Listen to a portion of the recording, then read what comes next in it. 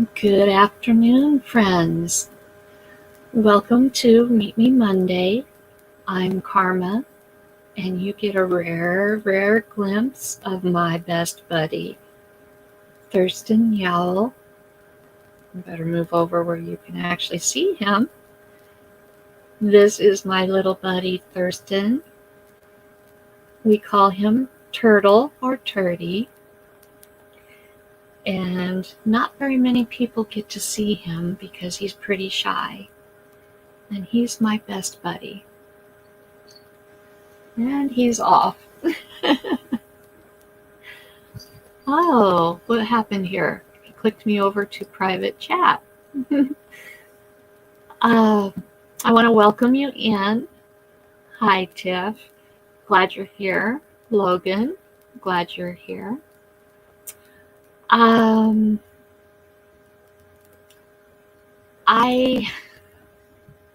don't know what to say. I have rescheduled Ashley with Shades of Grey for today. And she's not here. This is the second time this has happened. Hopefully is a technical difficulty and she will be showing up shortly. In the meantime, Kendra, welcome in. I'm so glad you're here.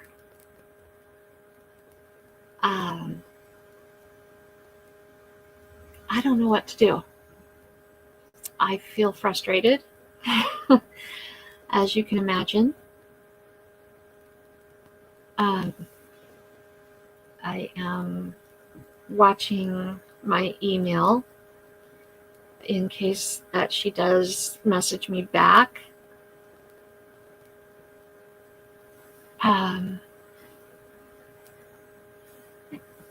I've been really looking forward to doing this interview because she has an incredible story to share. And she has been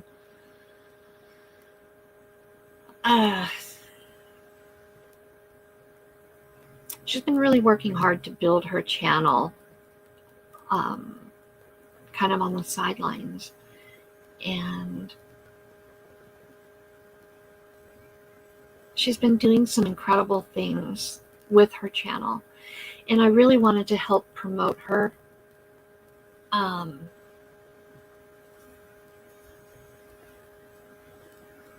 I wanted other people to hear what she has to say. Kristen, welcome in. I'm so glad you're here. It's hard. I don't feel that it's my story to share, and I don't feel that it's my place to promote her without her here. So I guess we will do what we did for the last several weeks, and just have a hangout session until she gets here, or unless she doesn't show up.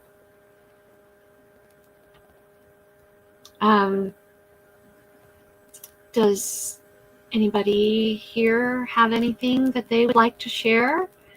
Or is there someone here who would like to come up and promote their channel in place of Shades of Grey?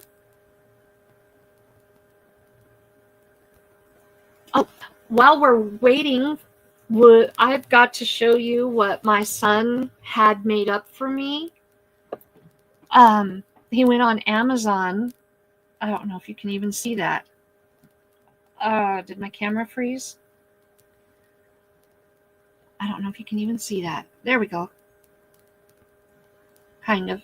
He had this shirt made up for me. There we go.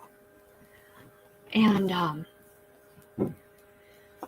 he gave it to me on Saturday when we were crafting. Maybe that's better. There we go. Now you can see it. He had this shirt made for me. I love it. This is my first time of wearing it. So, and he found a place or a way to get it made up for a really, really, really good price. So now, instead of getting out potato t-shirts for prizes on the wheel or whatever when I do giveaways, I can actually give away a channel t-shirt for prizes, on my channel. So let's see. There's my mouse. Let's see what Tiffany says. I seriously need to get me one with my logo on it. I keep advertising other channels when I go out. Absolutely, Tiffany. Ronson said he got this through Amazon, and he showed me the link. And you can get sweatshirts, you can get tank tops, you can get t-shirts.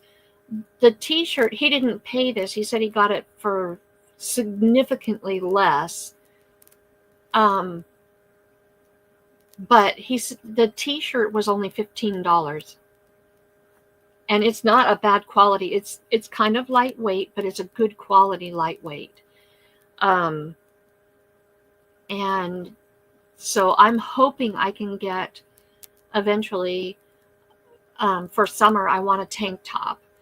And I would like to get a sweatshirt also if they have a zip up. I don't like the pullovers, but if I can get a zip up, I'll see if I can get the link.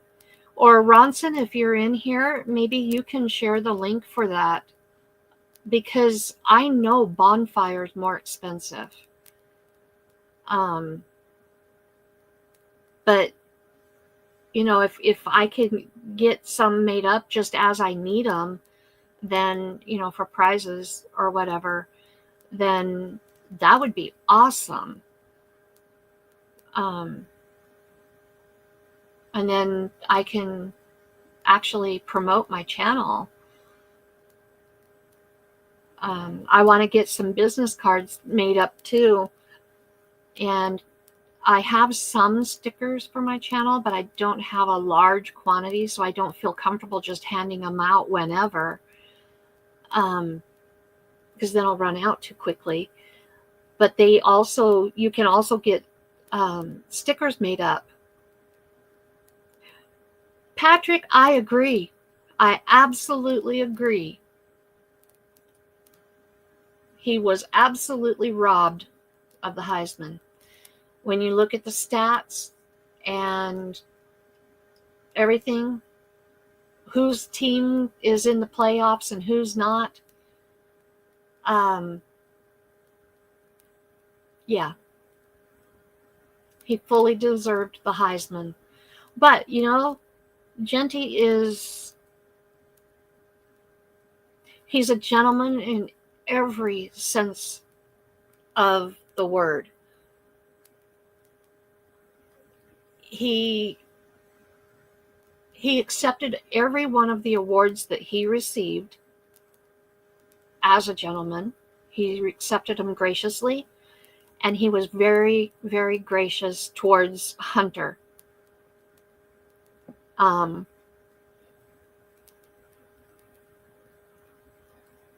He was very gracious, you know, and you can't ask for a better, should have gotten it Heisman snub. So, Rob, welcome in. I'm so glad you're here. So glad you're here. And I want to apologize again for my guest not being here. I do not know what's happened. I've not received an email from her. but I will not be doing it again. I figure after 2 times of being... Oh, wait a minute. Here we go. I apologize. She is here. Let me add her to the stage so we can do this interview. Please welcome Ashley with Shades of Grey. Hello. Hello. Sorry. Am I good? Can you hear me?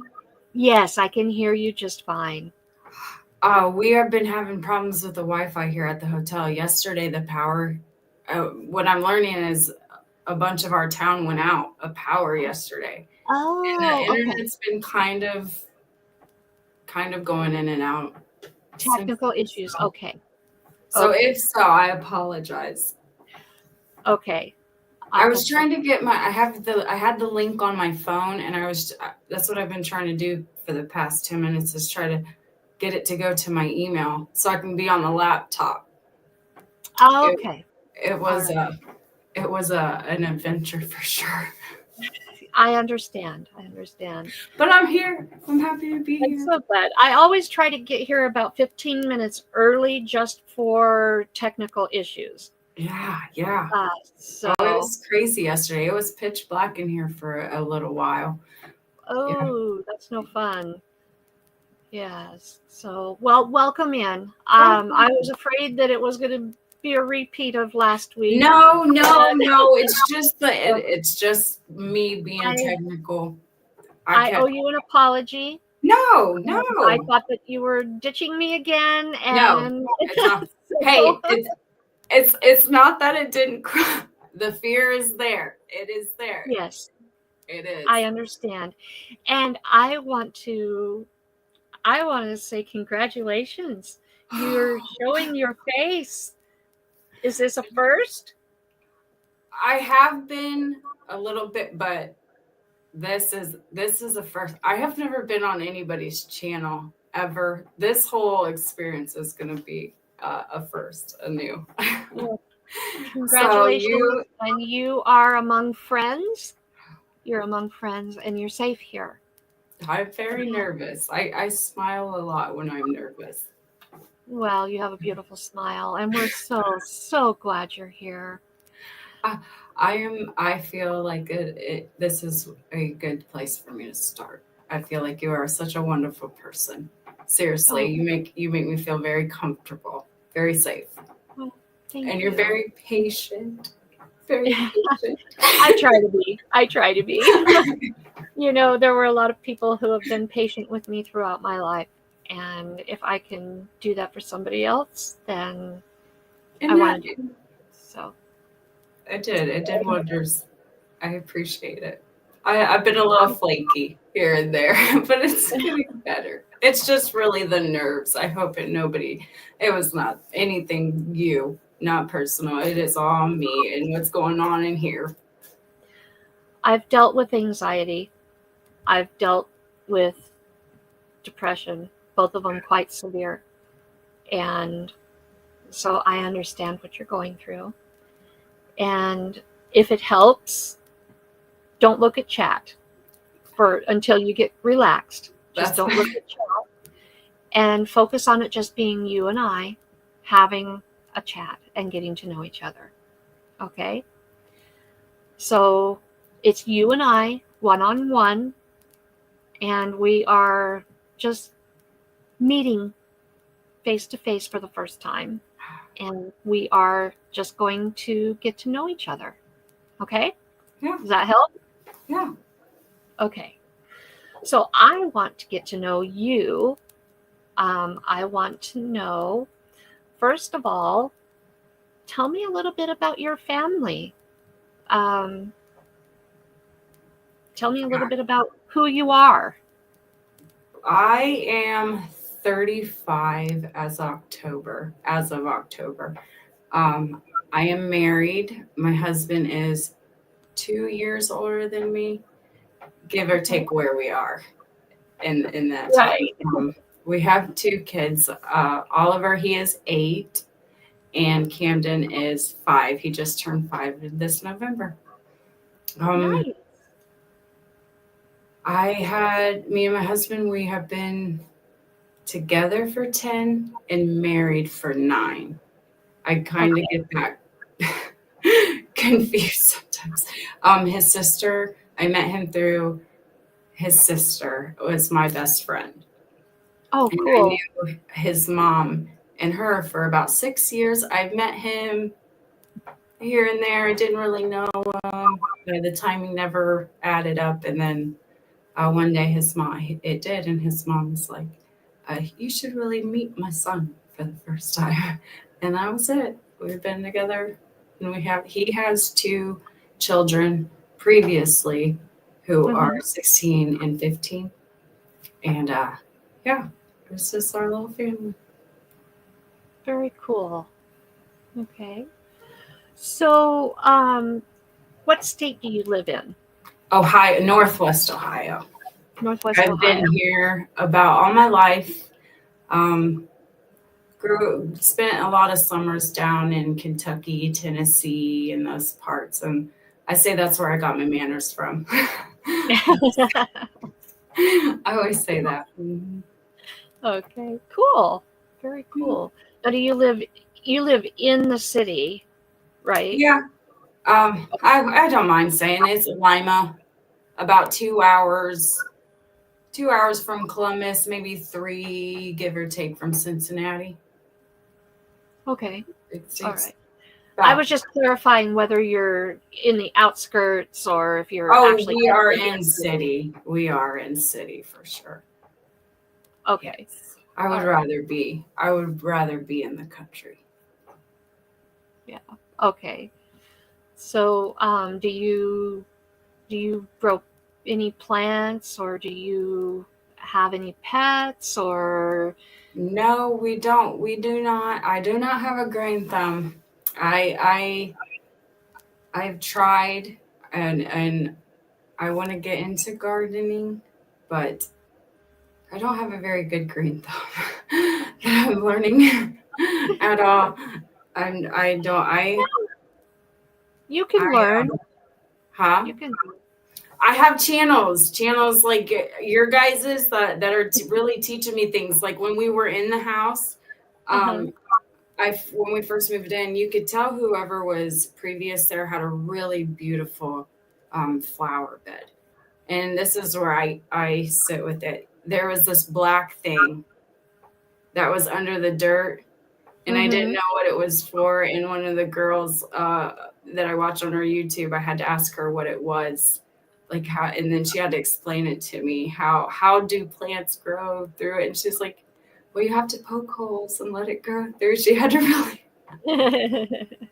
break it down for me. So, but I am learning. I am. That's awesome. Yeah. But I was an STNA. Once I graduated high school, I was an STNA for a long time, and I always thought I was going to be a nurse. I love helping people. But then when I had my firstborn, he was about 1.5 years. And it's not that I don't love it. I love helping people, and that's where my heart was. But my thing was, I felt that's all I was doing. I would go to work, and then I would bathe and feed, and then I would come home with my young son, and then I just felt like I was never clocking out. And to do that, you cannot be burnt out. You cannot feel that, And absolutely. I always told myself once they got a little older, maybe I would go back to it. But really, it's just been around trying to figure it out. Factory work. Retail, customer service, and I'm finding I just like to be of service to people. It doesn't matter what it is. I love to just help. What can I help you with? Lay it out for me, and that's what. So I'm trying to figure it out. Yeah. Well, you'll get there. You'll figure out what you're supposed to be doing, and God will take care of you. He'll lead you where you're supposed to be. In the meantime, he has been my oldest. We always had him in school, just a regular school.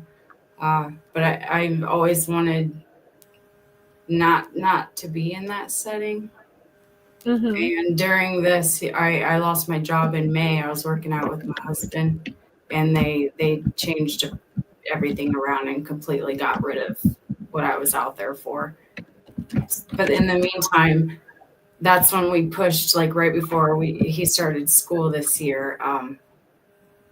I felt like God was saying, why not during this time? Why not get that started? And now he does public school at home, and I'm able to really get that structure down and make sure that he knows what he's doing before I do go back to work. And Right. it's been Yeah, that's awesome. great. I feel like that was God saying, well, now you don't have any excuse. And he's at the top of his class now. He is doing really, really good. And I really feel like that was one area that I felt God was calling during that time. Yeah. When you stop and you look back at it, everything fell into place exactly how it was supposed to. It may have looked like a negative, but it really was no negative in it. Yeah. It was absolutely positive. It was a step that had to happen in order for the next step to take Yeah, place. I feel like he was saying, all right, I'm gonna make this, I'm gonna stop you. I'm gonna put you right here so that way that we can finally allow this to happen. And Right. it's good. It's been really, really good, and he's happy. And through all of this, there's little things that just let you know that through it, you're still getting through it. You're still pushing through. Yeah. Yeah, that's great. So, what led you to start your YouTube channel? Okay. Really, I had gone through a lot. Back in 2001, me and my husband, we placed our third child for adoption. And it's really everything that I've gone through with that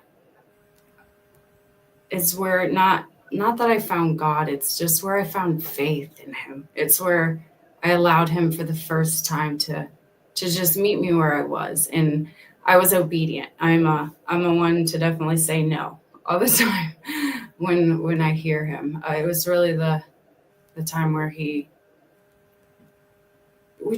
went through so much, and I thought that was enough. I thought that was done. I thought it was good.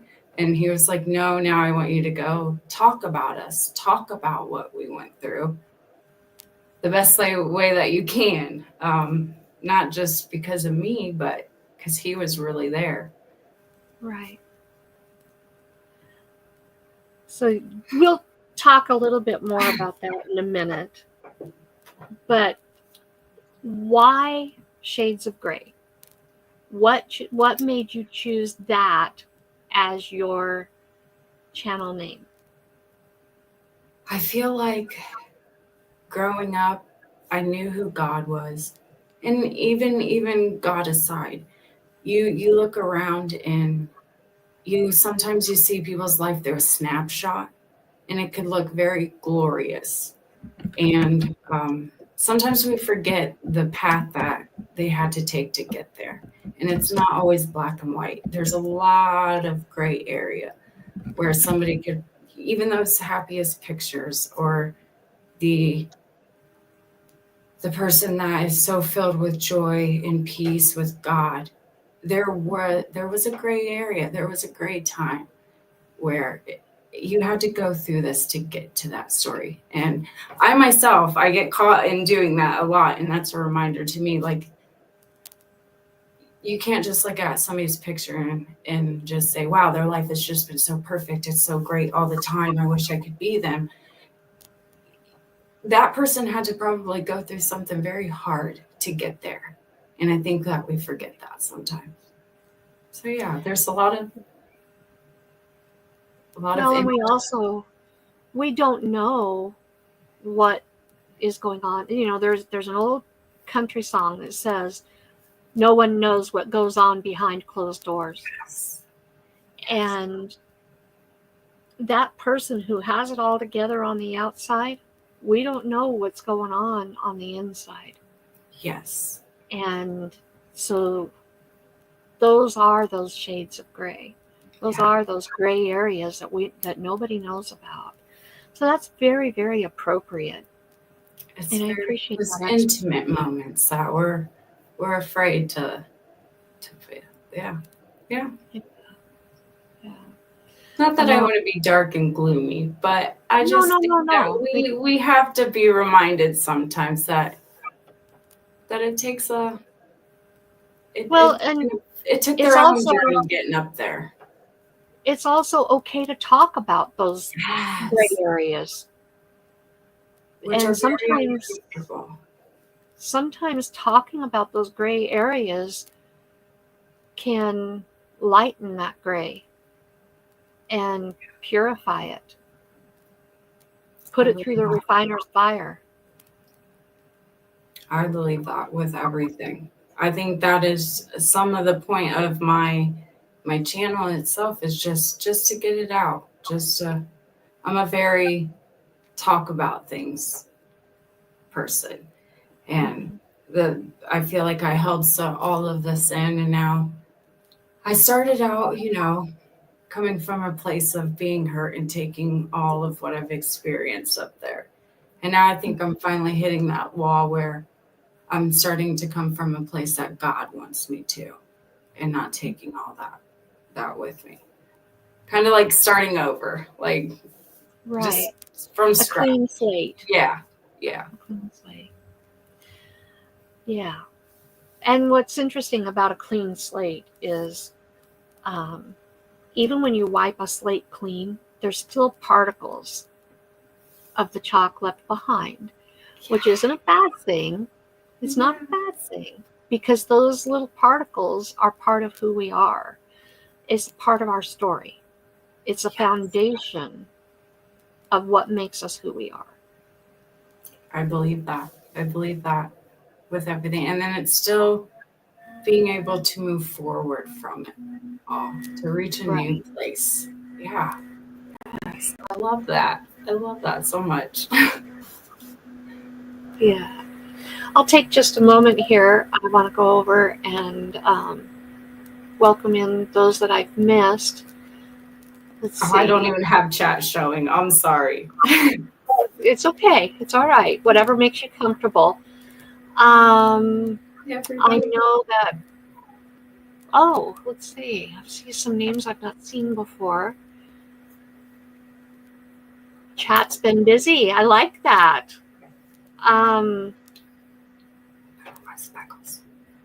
Wow, I gotta go way back. Okay, let's see. We have Tiffany and Logan. We have Patrick with Half Cheetah Will View. We have Fr. Lazarus, Coptic Orthodox Rob, and that is Rob from Wales. Wonderful, wonderful man. He and his family are great. Consume the Goodness, Kendra. Love that you're here today. Canadian Family Life, Tiffany. And Ronson. Oh, good. You did put that link in for those t-shirts. I appreciate that. Ronson is my son. I know. And this is the t-shirt that he had made up and gave to me. Oh, I like that. Yeah, he got it off of Amazon, and he posted the link in the chat. I like that. And let's see, did I already catch Half Cheetah Will View? That's Patrick. Wonderful, wonderful guy. I've gotten to become good friends with him. We have Kristen, Bella's Whisper Farmstead. That's who was teaching me about the gardening and the black tarp and poking the holes. Yeah, she's going to teach me good. She's great. Heaven's Fire, Heather. Another wonderful friend. And Greenland Quilter, Katie.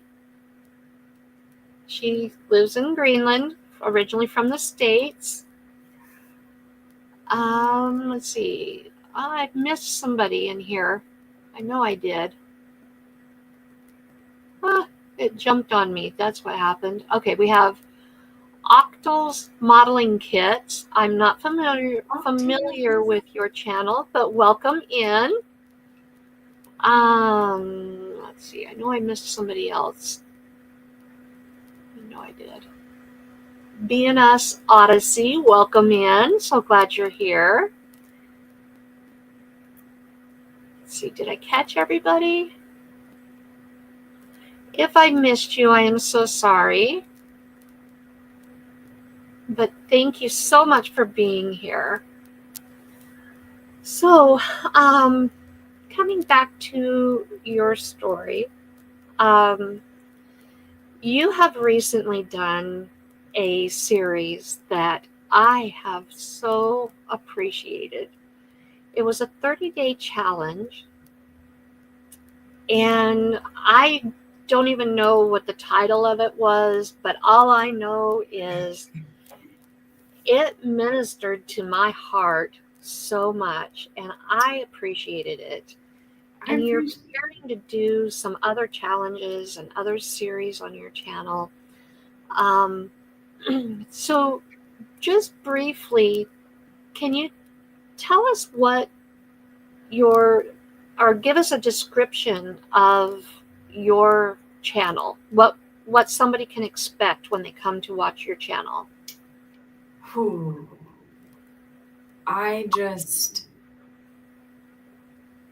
That the journey can be hard, that it can be really messy, especially if you're one to resist it like I am. And like I said, tell God no a lot.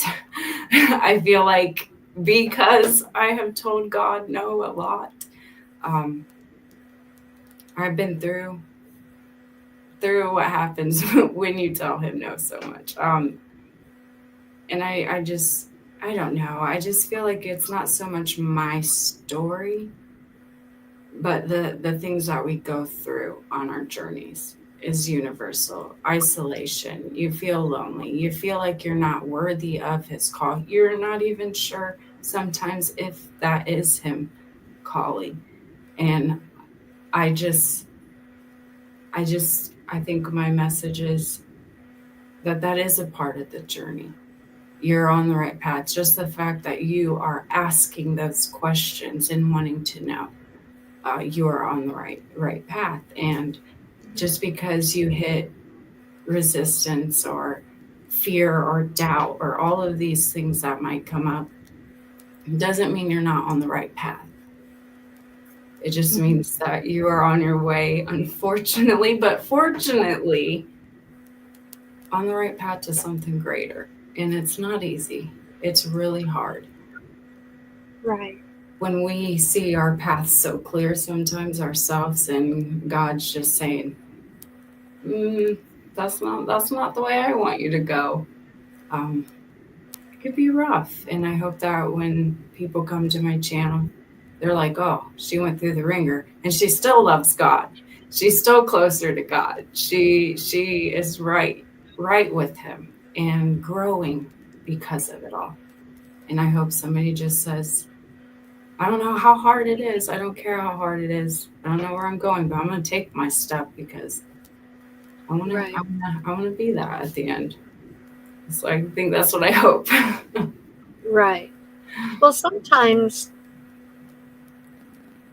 what I have found is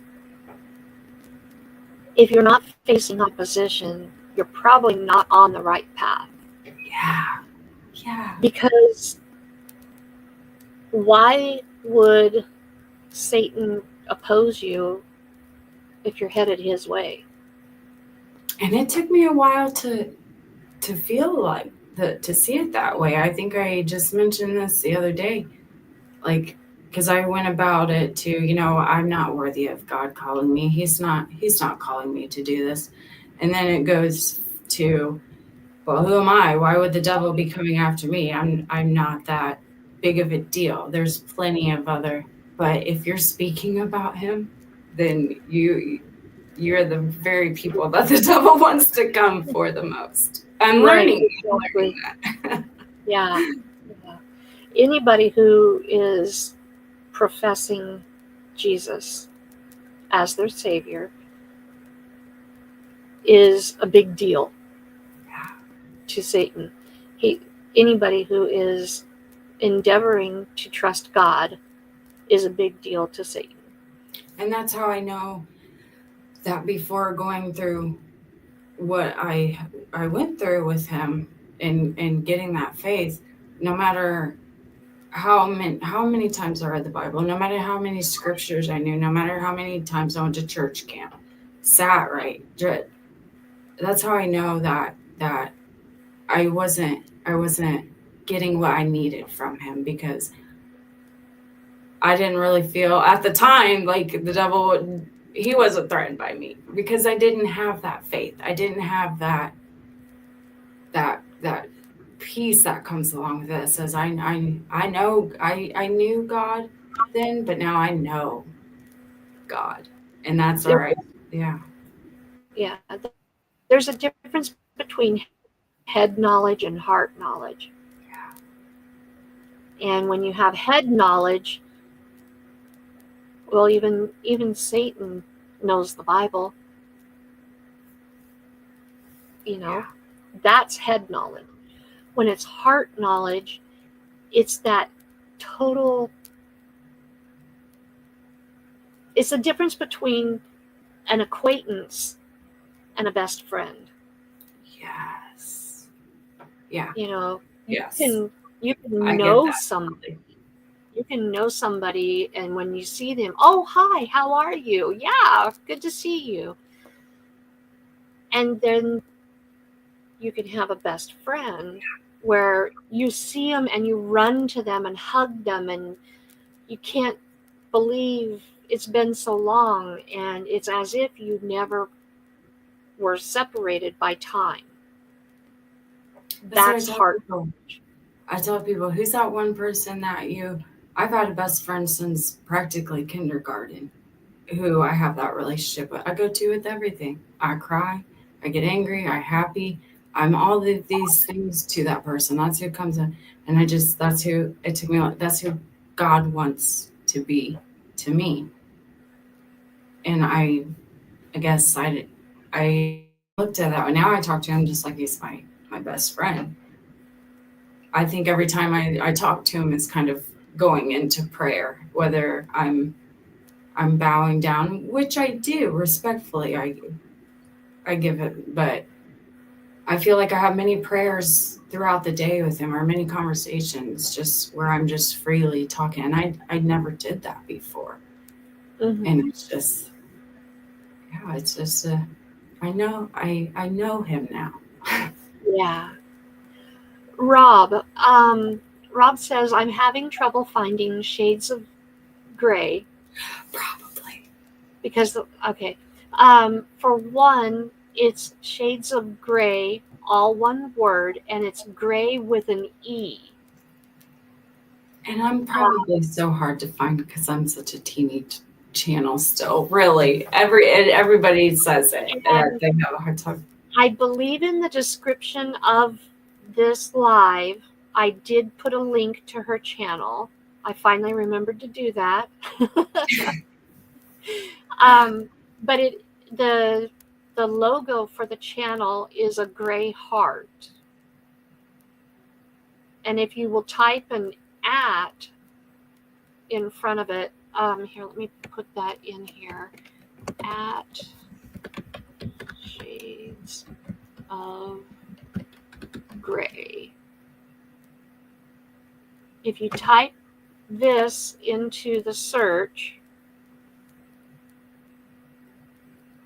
there will be a gray heart next to her name, and there should be right close to 100 subscriptions. And it should be in the description for this live.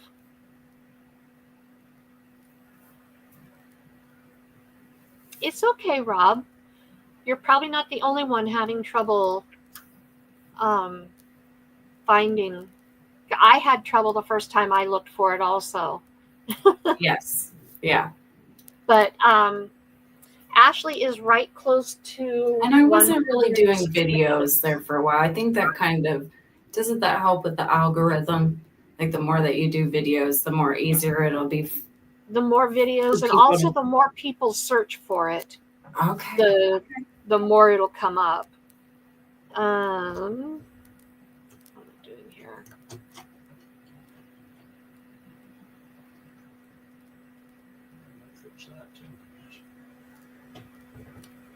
Let me see here. Getting through.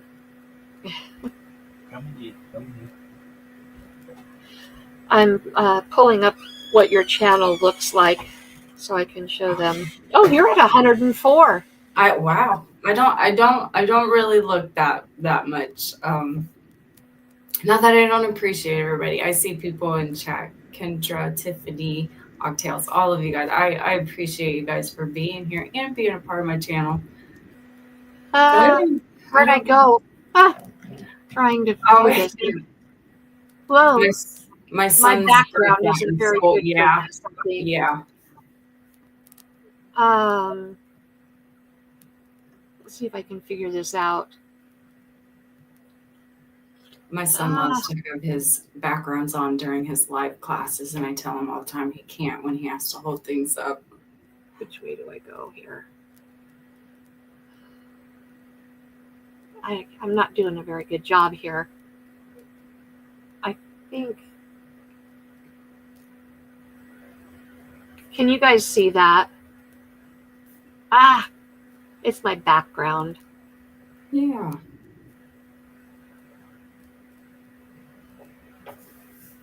That kind of gives you an idea what it looks like. It's just it's just the best way to describe it is a gray heart that says my channel name, and it's kind of shattered into pieces, kind of. Yeah. I love it. I love it. Yeah.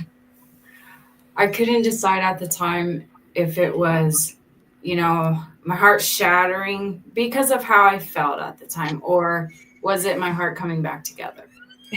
So I feel like it could go for both, because I feel like now my heart is coming back together. So it could go either or. I'm not laughing at you. I'm laughing at Rob. He says, "Wow, Karma, you can do magic tricks, the vanishing trick." Sorry, nobody got in. It's okay. I'm in the bedroom and Logan's in the living room, and I had the door closed so I could keep Molly out of here. Molly's the cat that's always in my face when I do my lives. Yes. And I tell you, she just wants her own playlist. That's all. So anyway, so I think everybody's finding it now, but I appreciate that. let's see. So back to this challenge that you just recently finished. Do you want to tell them a little bit about it? Because it was it was incredible.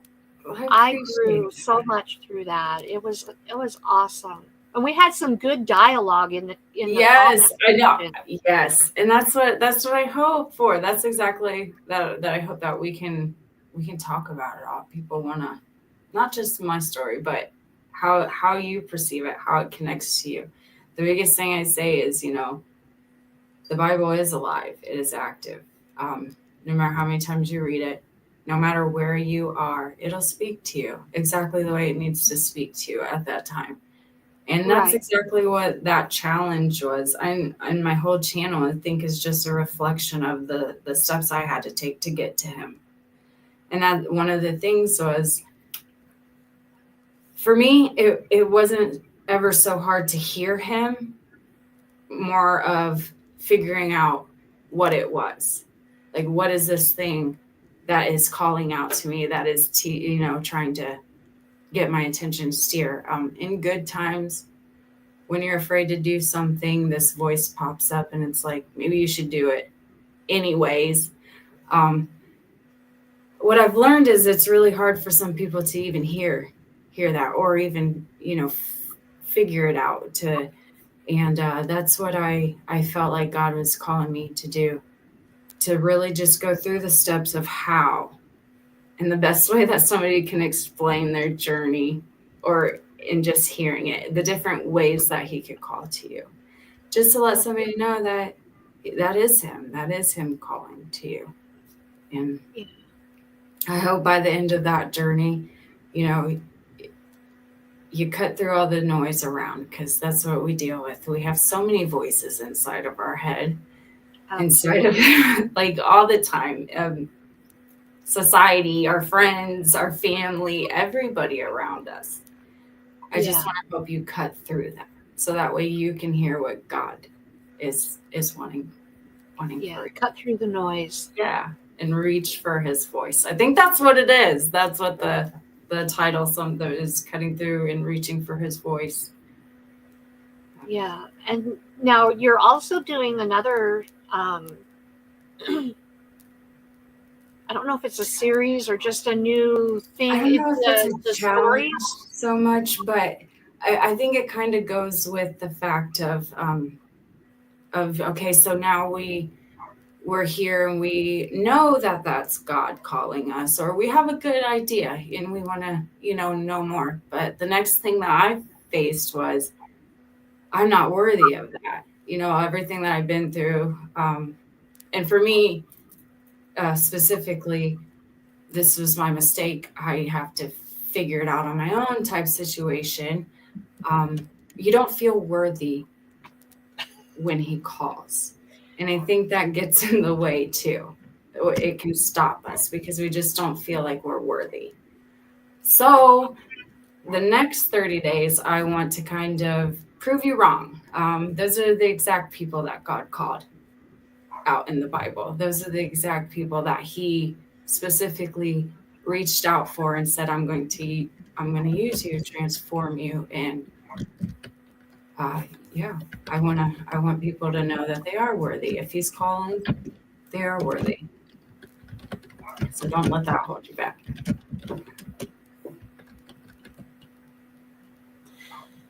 I'm facing some challenges here with my little sidekick. I love it. I don't care. I love it so much.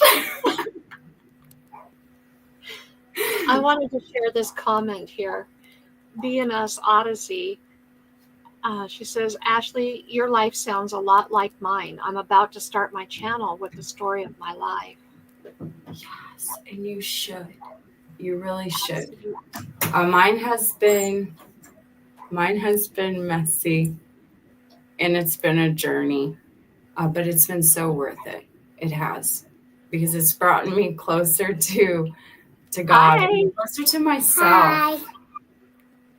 You can say hi. You're welcome to come and say hi if mommy says it's okay. Hi.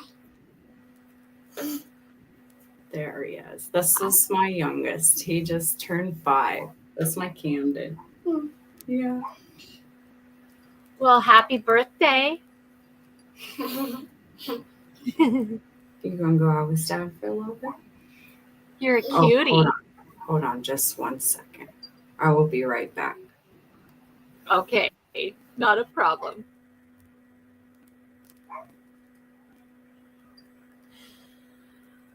Wow. I'll tell you guys, Ashley has such an amazing, uplifting channel. I know that parts of her story are so incredibly hard.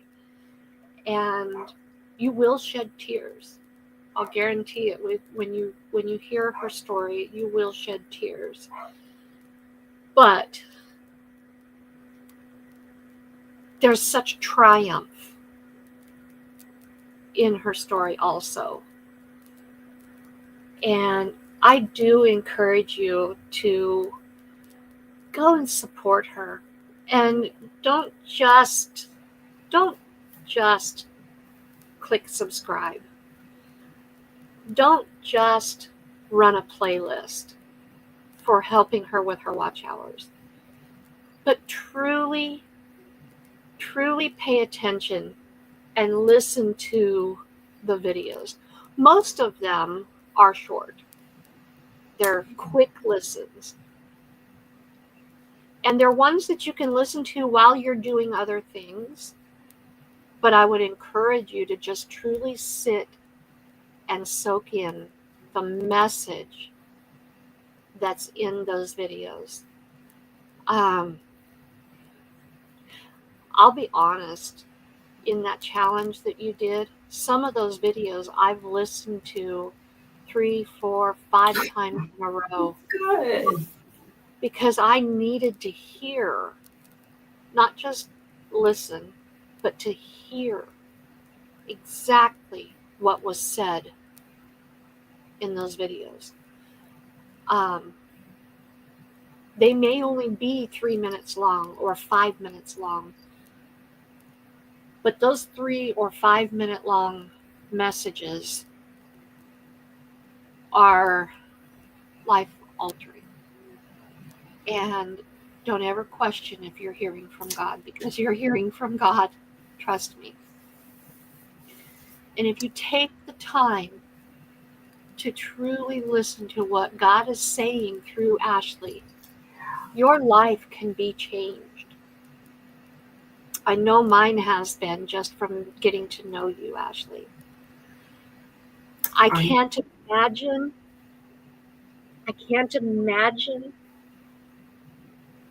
going through things that you've gone through, and I haven't even had a chance to sit and absorb or listen to all of your videos and to hear your full story. I've caught snippets, but the little bit that I do know, I can't fathom. And to see you sitting there with a smile on your face and sharing the truths that you're sharing, you're one heck of a woman.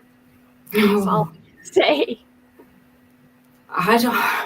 I tell you, I know people say this all the time, but it would not be possible if it was not for your charming gorilla. Oh, what a cute gorilla. Hey, Logan, are you looking at that? So you made that at Build-A-Bear the other day at Dad's Christmas party. They let all the kids come in and do a little Build-A-Bear. Oh, fun. My husband, Logan, loves monkeys. Curious George is his hero. Where can I see him? Not right now, maybe next time. TWC Myers, welcome in.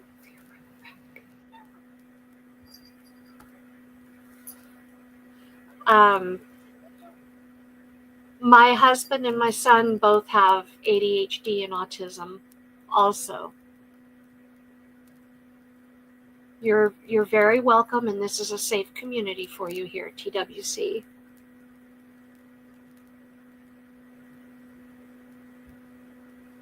We have a lot of people in this community who deal with ADHD and autism.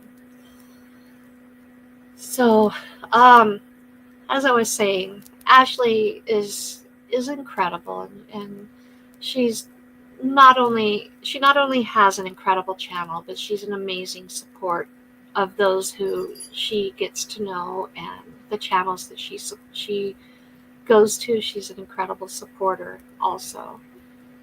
Oh yes, I'm not too big on I like I said, I don't check my subscribers. It's not that I don't appreciate everybody. I do, and I hope that they come and they find the strength to take steps. But as far as me, I am a little nervous about new people coming over, the anxiety of it all, and I guess just in my situation, in my experiences before coming up here, haven't really been too good. So I'm afraid, like even coming on here, Karma, is a lot of anxiety and had a lot to do with. And to me, that just says, that's just opening doors that I know God is fully saying I'm ready for. It's just me dragging my it's just me. So yeah, I do appreciate everybody. I do. And it's just me. It really is. All everybody is doing is proving me wrong in the fact that I'm alone in the isolation that I felt.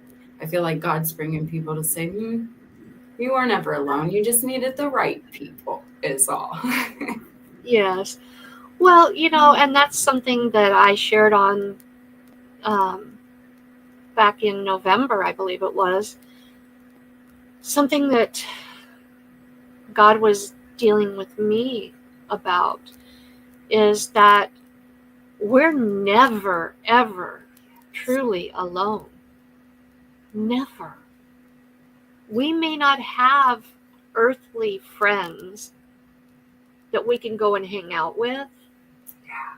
We may be down to not having any family. It's like I'm down to my father for my own personal side of the family. I'm down to my father, myself, and my son. That's the last of my family. I don't have anybody else outside of my husband and his family. And I was feeling so alone. I was feeling so isolated. And it was coming up on my mother's 10-year anniversary of her passing. And I suffered grief as if it was just happening.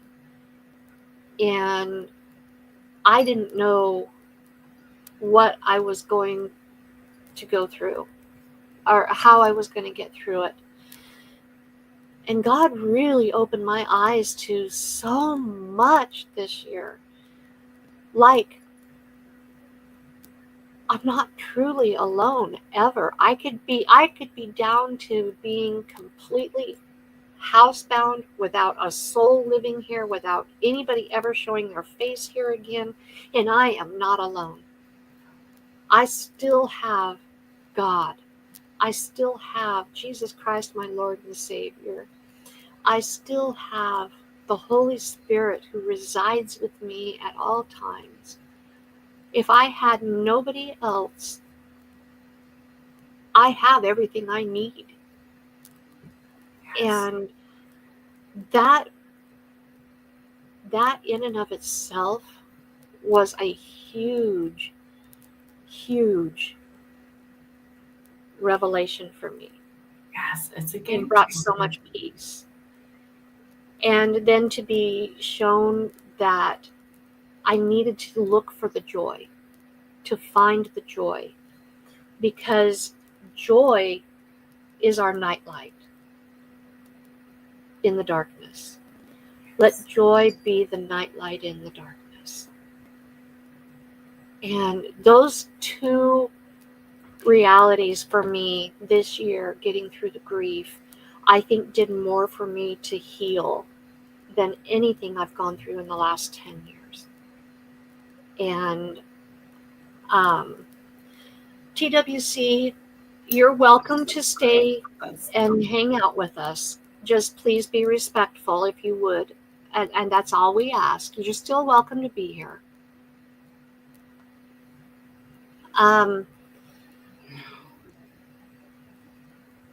It's just, so, it did more for me to heal, and it brought more peace to me than anything. And I've been sharing that with several people, and it's brought peace to them. And I think that I had to come to that,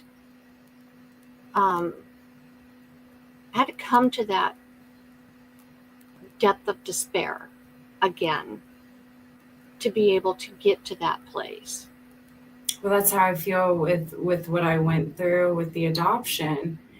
It was almost like afterwards when I experienced, I felt alone and isolated. It was almost God was saying, after what we just went through, you don't trust me enough to know what I'm doing when I'm removing, making this path for you now. And I think he really, it wasn't that it wasn't that I didn't understand that all I needed was him. It was, he was trying to show me that you don't just need me this one time. You're going to need me over and over again, no matter where you are or what you're feeling. Whatever I was feeling, going through the adoption in the process was one thing, but then everything I felt afterwards was another thing, and it was very outwardly. And I think he was really trying to still tell me, all you need is me, girl. That's all you need. And then once you understand that, then we can work. We can work from there. So I think he really just put me in this place where he is like, just big enough for me and him. Just enough for me and him. And it took some time, and now I think like with coming on here, I'm starting to venture out with the right people. Yeah. And that's the beauty of it, when we can be laid bare before God. And sometimes we have to be stripped of ourselves and be stripped of everything around us before we can truly understand what we have in Christ. I can say he definitely made me very aware of myself, very aware of me, to where I had the way I grew up and all of these things. I was always made to it be outward, whether it was for my protection, whether it was because of the way I grew up, whether it was from it was always outwardly. I've never, not to say I didn't look, I wasn't aware, but during that moment, I had never had to be more honest with myself and more self-aware than I had ever had to be in my life. And I think that's a part of God getting you to where he needs you to be, to recognize these things and become aware of our life, not just my situation, but to become aware of ourselves. And that's when the transformation happens, not because he forces you. You realize what he has done, and you want to, you almost need to. Exactly. Yeah. So I don't want you to share anything that you're not comfortable with sharing. I don't want you to feel pressured in any way, but do you feel comfortable sharing a little bit of your story, just a snippet of your story? Oh, yeah. So that they understand what they will hear or learn about when they go visit your channel and watch your videos? Yeah. Yes. Okay. I what started my faith. Me and my husband, we have our two, Camden and Ollie, and I really thought after my first that, he was enough for a while, and he was plenty for me, and then he was about a year and a half, 2 years. I felt like God was pushing me, was saying, just whispering that that you can do this again. And so about 3 months after that, I found out that I was pregnant with Camden. And during that time, I was about, I would say 6 or 7 months, really right, ready to pop. And me and my husband, we separated for a little bit. And it was never a question of can I do this? It was how. It was always how. We can do this. How are we going to do it? And then of course we work things out, and we've really taken the time to heal and get to know each other, and we've worked. So flash forward, I knew that after I had Camden, that my plate was full, very, very full. I knew And, you know, I felt like when I looked up to God and I said, all right, that's it for me, right? And he did agree. It aligned, you know. I don't think that I would be capable of bringing another life home, and that's how I always put it when I said that. So I signed the papers right after I had Camden, and then you have to wait 30 days to go back and re-sign just to make sure that that's really what you want. And during that time, I did not go back. It's just, you know, I had Camden was a newborn. Wally was, I think he was about 3.5, almost 4 when Camden came around. And then just getting back to work, life, all of it, I never went back and signed the papers. So I didn't end up getting my tubes tied. Camden was just, and that's what sparked me to say something to my husband. He walked across the living room floor. And I don't know, in my mind, I felt like, okay, now I have some time to be down. He's walking, he won't need me. And I looked at my husband, I said, now's the time. We have to go in and I have to call the doctor. I think it was a Friday that I said that. And I said, you know, I think we dodged a major bullet, and everything in me felt like that. Because I knew I was done. It was never, I love my kids. I am very, very attentive. I live for them. But to be capable in knowing what all that means, I knew I was done. So I told my husband I would call the doctor Monday and go in and restart the process. That Sunday came and I found out I was pregnant. So I didn't get to even make it to Monday and to go in. I was sitting around. So we had that conversation on a Friday. Saturday night, I was sitting there and I was getting really hot, really cold, really hot, really cold. And I kept messing with the thermometer. And I only do that when I'm pregnant. I've had 5 miscarriages before we had my first son. So I think that's kind of, you know, we tried and we wanted Oliver and Camden, and I knew very much that I could do that. But I knew I was pregnant every single time, right away. The symptoms, I was nauseous throughout all my pregnancies. The morning sickness never went away. I had to go in and get IV water. They were but I knew very much the very moments that I was pregnant, whether I was miscarrying or carrying to full term. So when I sat there, it took me a long time because I had to tell him, there's no way you could be pregnant right now. Especially feeling the way I do, there's no way, because I'm fine. I'm not getting sick. There's not all these things that let me know. So in my mind, I'm like, you're crazy. By the third time I did that with the thermometer, I didn't say anything to anybody. I just grabbed the keys and I went down to the Dollar General. I grabbed a test just to ease my mind. Mm-hmm. And that was Sunday night. And I was pregnant. I tricked myself. I looked at the test and I was like, you're not pregnant. And then something told me deep inside that was like, you better look again. And I was. I very much was. And it was not a happy moment.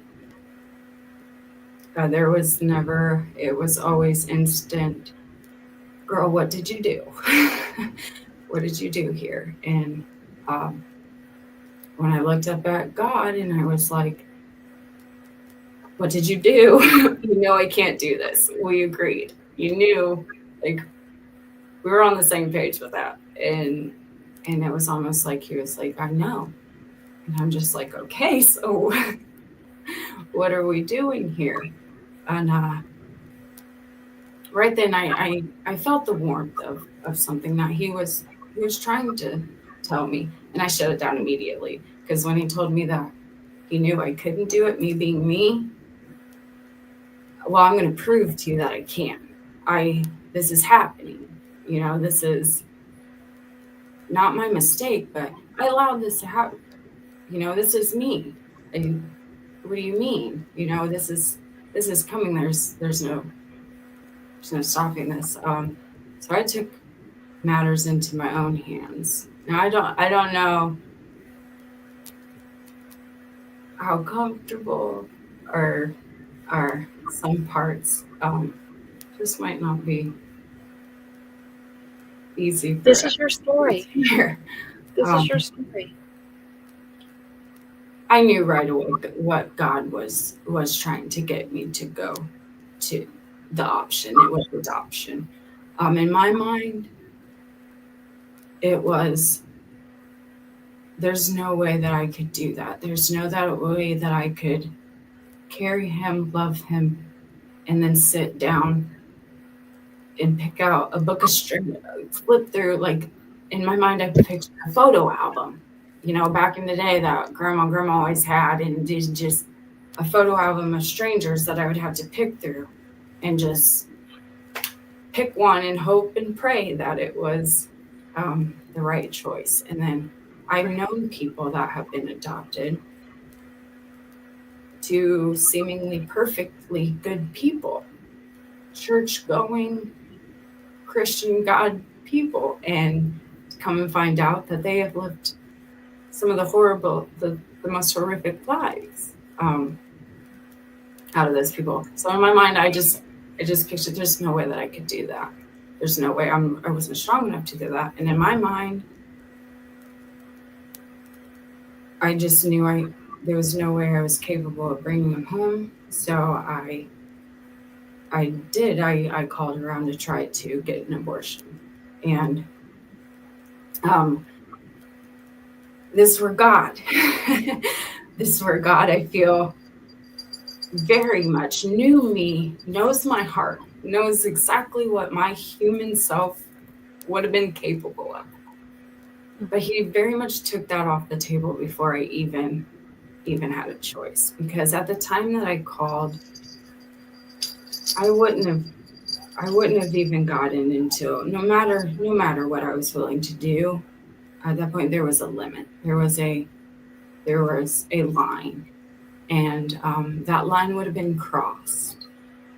So I knew that option was off the table immediately. But then later, to come find out, I was about 2 months more pregnant than I thought I was when I initially found out. So when I took that test that Sunday, I was already almost 2 months. And I had thought I was just freshly finding out I was pregnant, especially for not being sick and not having all these. But I feel like that's why I didn't have all of those things. Because if I had known at a certain time, God knows what I would have been capable of. And he took that completely off the table. And the people that I did confide into it about it, the way I've seen it was, I had so many miscarries at that point.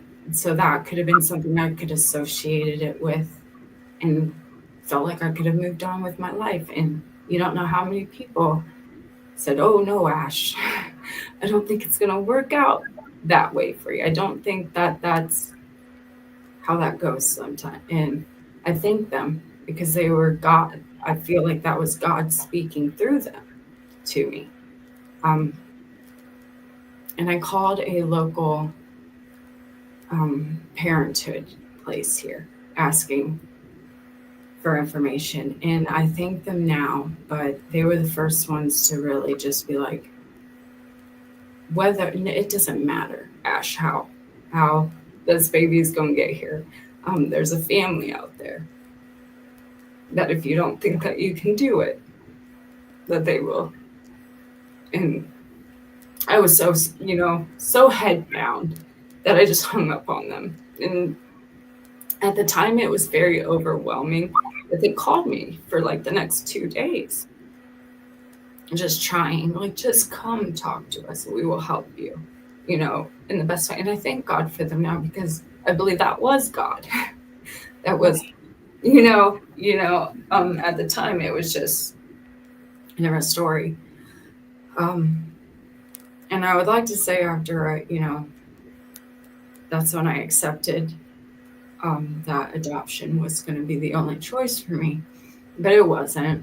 I took it as, well, buckle up, he's coming. He's here. This is the only option that you have now, and you just really need to get it together. And so many people around me would be like, Ash, it's going to come. He just has to get here, and you will adjust and you will grow. And for a lot of women, yes, that does. We see those types of stories all the time. But every time I try to tell myself that, it was like, I don't know, every alarm bell inside of you goes off and starts ringing. Like, oh, no. That's not how it's going to go for you. That's not how it's going to be. And I look back and I feel like that was God trying to gently nudge me into, they mean well. I love them. They love me and they're just here to try, but that is not what you need to hear right now. And that's not, because then I would tell them that I don't think that's going to work out for me. That's not how it's going to go. I feel everything inside of me is saying that if I bring him home, would be not. All my life, I feel like I have never had anybody that protected me. So I feel like I know a good sense of danger, or what it feels like to not be protected, to be in a situation where you're not so much in control, but you have no control of the situation. And I guess that's kind of how I feel, where I felt every time I would think about bringing him home. And I just felt so selfish in that I loved him, but I felt so selfish that would be the only reason I would bring him home, because I knew I wasn't capable of it. Right.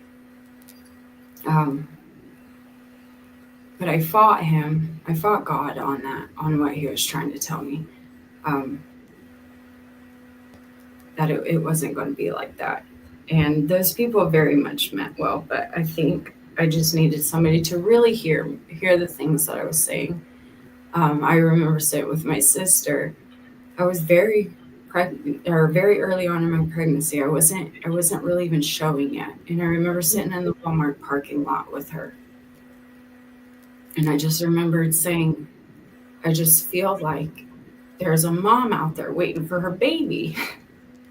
And I have him. And if I keep him, I'm going to be very selfish. But I don't know if I'm strong enough to give her baby. And even her, she was just like, whew, you don't hear that every day. But that doesn't, and she was the first one to tell me, but that doesn't mean that God's not telling you that. If that's what he's saying to you and you very much believe, then it looks like we have a mom to go find. And then I would shut it down because of everything. But that's crazy, Right. Everybody says, I have a baby, to bring him home. Everything's geared to bring him home. So I fought it. And I think during that time, I don't know, it was almost like God said, if this is what you think that you want, then you're going to sit in it. I'm going to show you kind of what you're asking for. And I started to see shadows. It was a little thing at first, and then it would be something would look, and I would dart just like that, and I would look around. But for me, it was like a quick look and back to whatever I was doing, folding towels or going about my day.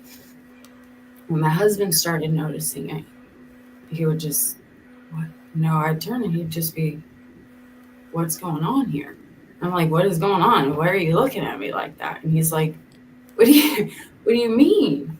And I'm just like, I seen a shadow.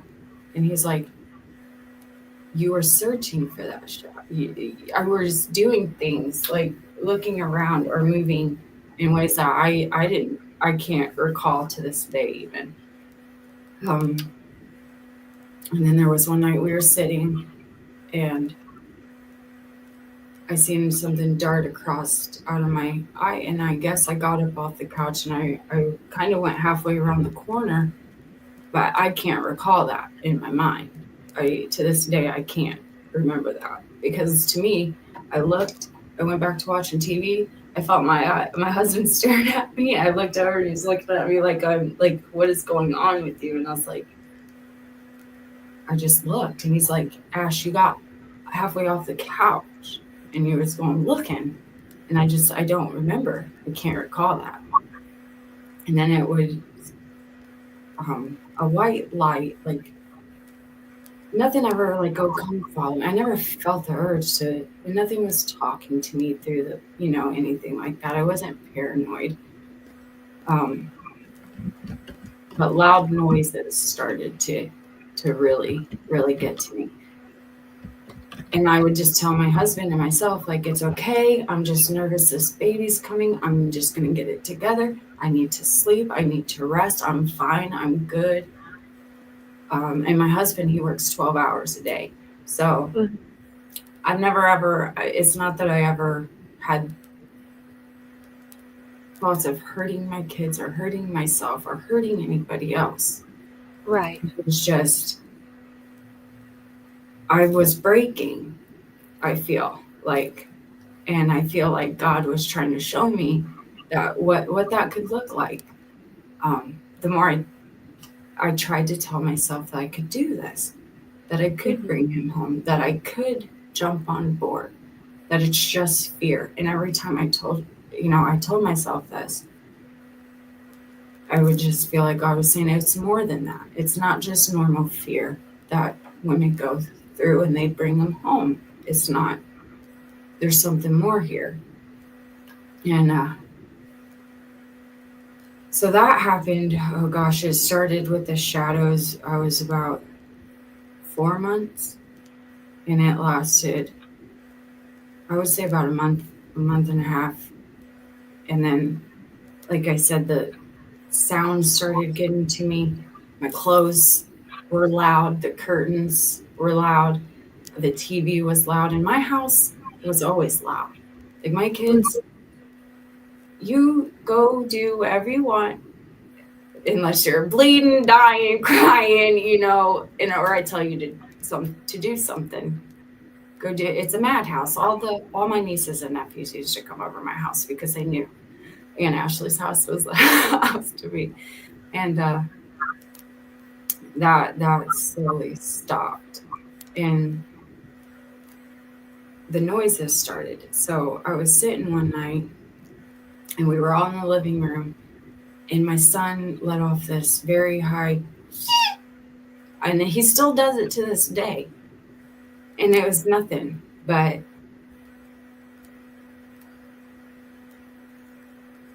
when I did it, or when he did it that night, or that evening, I think it was like 6, 7 o'clock. He did that, and I'm sitting on the couch, and the next thing I know, I'm standing with him. I got one arm in one hand and another arm in this hand, and he's looking at me like a monster. Like, so I don't do that, I'm not. He's never seen that before, and he's looking at me like scared. And I'm hearing my husband, Ashley, screaming my name, and that's all I heard. Right. Looking around like, what is going on, and why is everybody looking at me like this? And I told Ollie, I said, I'm sorry, bud. I'm really sorry for I don't know what. Just holding him like that at that point, I didn't really even know what I was apologizing for, but I knew something. And my husband looked at me and he's like, "Do you know what just happened?" And I was like, "No." And I'm not gonna lie, I ran to the bathroom at that point because I don't even know if I wanted to know. And when I came back out, he asked the boys to go upstairs for a little bit, and that's when he kind of told me, he was like, "He made the screech. You reached over, you snatched him up. He was about off of the floor, just, and you were shaking him and just screaming. I don't know what." He's like, and to this day, I've never tried to ask him to even try to tell me. And he's like, "I had to say your name a lot. It started out, babe, Ash, before you like snapped out of whatever you were doing." And I remember I took a bath, and I talked to him. I talked to God. I talked to the baby. I talked to myself, mainly apologizing for this situation even happening, and that I did love him so much, but I don't think that I can do this. And I don't know what that means, but I really feel like God was like, "I will take care of it. I will handle it. You don't have to worry about that part." And it's just like, in a situation like that, how can you just go off of that? How can you just believe that you can give your son away? You could place him. Just how was I going to find somebody I was comfortable enough? How was I going to literally hand him over to somebody on a promise that they were going to do a much better job than I ever thought I could? But somehow I felt like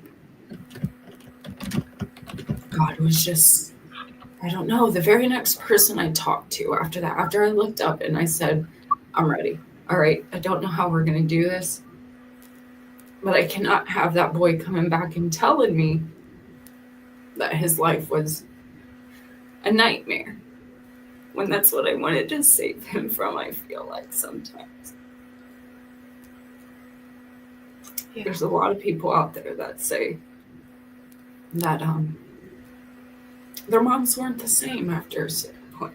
They were always in and out, always in an institution or in therapy or depressed, or just was never the same. And I just thought about so much. You think about your whole life in a situation like that, everything that you've gone through. Mm-hmm. And the very next person I did open my mouth to led me to his parents, and they knew them of a friend. They didn't know them, but they knew them. And to me, I had a whole bunch of people that knew these people, and they became real. And I felt like God saved me from having to flip through that book.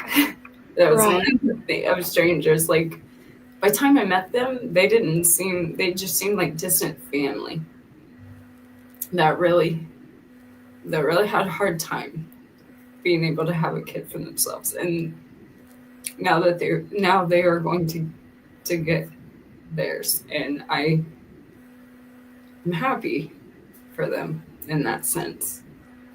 And that's how I felt. But the moment I did say yes, I never have seen shadows. I've never lost track of time again. The very moment I just was open to it. Just open to say, all right, if you have this plan, because I felt like every time I said I can't do it because of this, he took care of that very reason that I told him I couldn't do it for. Right. And he made it into something very, very, it will always be painful, it will always be heartbreaking. But for the situation I feel like it was beautiful. It was exactly what I needed to be able to do what I did. And they are very wonderful people. That's great. Just knowing what I know now, flash forward, like I got extremely lucky. I did, but I feel like I can only say luck goes so far, because I really felt like I step by step had to let God step in and take control and guide me to that next step. It was just up to me if I was going to take it. Isn't it beautiful how the very moment that you surrendered, God already had it, had the perfect parents and the perfect solution to the situation that he had already orchestrated for your life? And it is, I've never had him. I know that they say in what we go through, like sometimes you ask and there's a period of waiting, and then you see confirmations, and it may not be what you wanted. And this situation is not anything that I ever wanted, but I just feel like he made such an impossible situation for me possible. And it wasn't easy, and it was not me. He made me strong enough to do that. He really did. Because if it was up to me, and if I was left to my own devices, it could have definitely went a completely different way. Right. Our pastor on Sunday did a sermon on Mary's song. And it was beautiful. I need to go back and rewatch it because I missed part of it. But and it's online if you want. I was gonna say, I didn't catch that you had your church online sharing it. Yes. I don't know why I didn't catch that. Yes. I share it every week. I know, and I was just over there, and I was just like, how did I not ever see that you post your church? But yes, on Sunday he was preaching about Mary's song, and he was talking about how Mary, in those days, the young women were married at a very, very young age, like 13, 14, 15 years old. And God gave us a free will, and he will not violate our will. He can't violate our will. And he was sharing how the angel Gabriel came to Mary and told her this news. Hey, you're betrothed, but guess what? You're pregnant. At that moment, she said, how can this be when I've never known a man? Well, the Holy Spirit will come upon you and you will conceive. At that moment, she had a choice to have said, like you did, no, this isn't going to happen. No way. I can't do this. I'm not going to do this. And at that moment, she could have argued with God, and she could have said, no, it's not going to happen. And someone else would have been chosen to carry Jesus. But she chose to be obedient to God and carry our Lord and Savior. And when you go back and read, I believe it's Luke chapter 1, and there's an actual a section that is called Mary's Song. It is the most beautiful section. It's so beautiful. The song that she sang to our Father, giving praise to Him in her obedience. And I think I've been struggling because of my story. And for instance, when I told my parents that we were going to place him up for adoption, I hadn't really seen my parents in maybe a year or two Mm-hmm. when that happened, due to many other things. But I felt like that wasn't a conversation that I just felt like picking up the phone or Facebook Oh, yeah. messaging. But that's like that's where we were at that point. But I really feel like, God put it in my heart to invite them over and sit them down. And I talked to many people. I'm stuck between why he wanted that to happen, if it was a mistake, or I needed to see that and hear that to prepare me for, other people's opinions and views and things.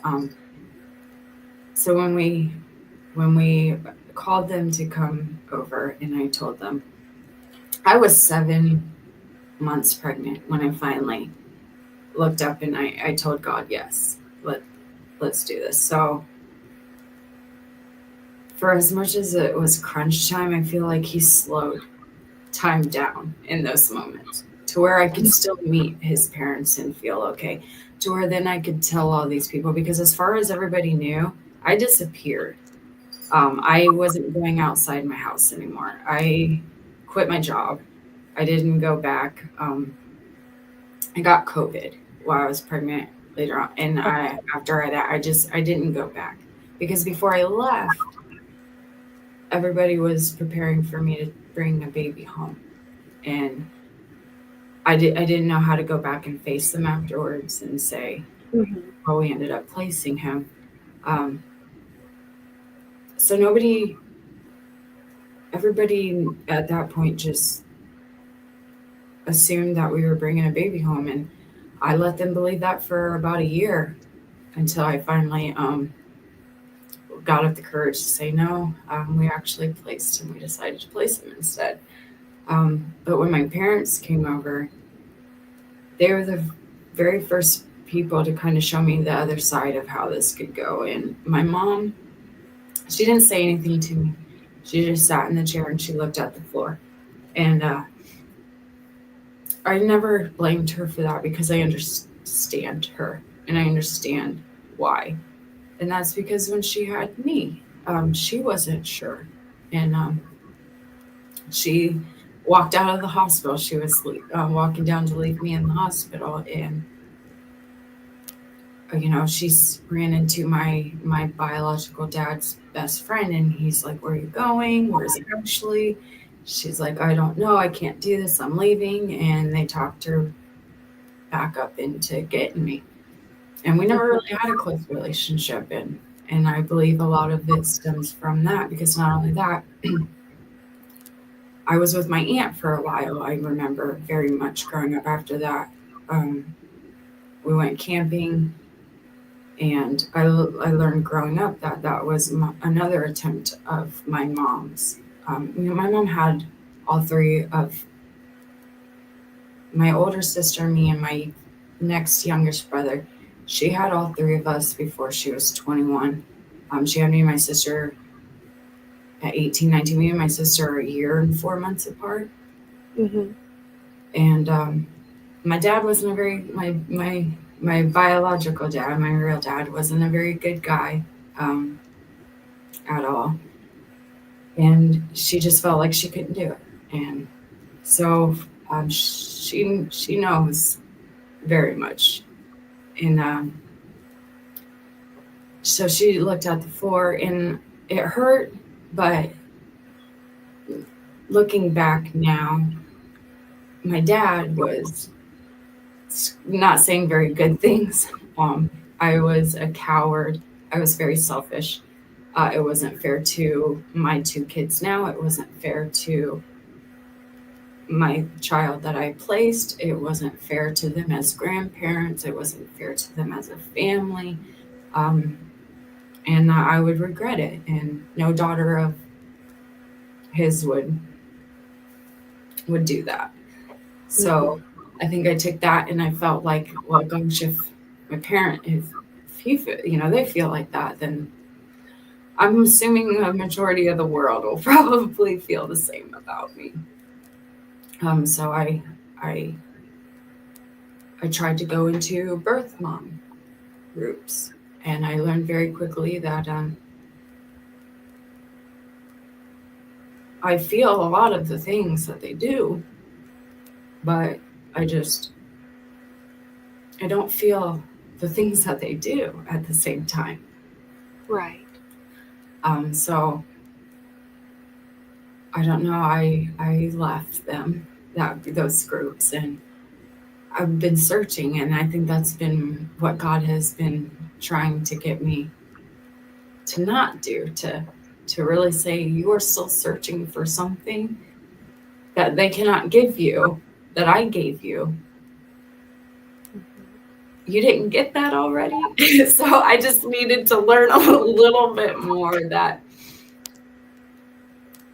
my story's different. Because it is very unique.